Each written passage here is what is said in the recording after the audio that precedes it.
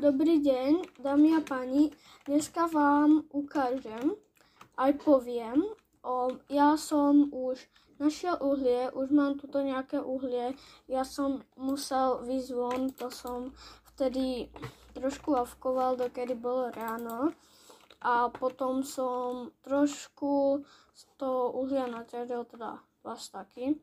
Takže teraz mám torčky, ešte aj tuto mám torčky, tak. A tuto som mal, pri sebe saplingy som mal, tak som ich použil, tak to mám teraz posteľ. Ale neviem prečo sa mi do nej nemôžem spať. Nemôžem ísť spať. Tam aj zombíkov pod sebou.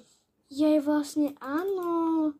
A ešte som vám chcel povedať, že keď mi dáte 1000 odberateľov, tak odhalím svojho kamoša.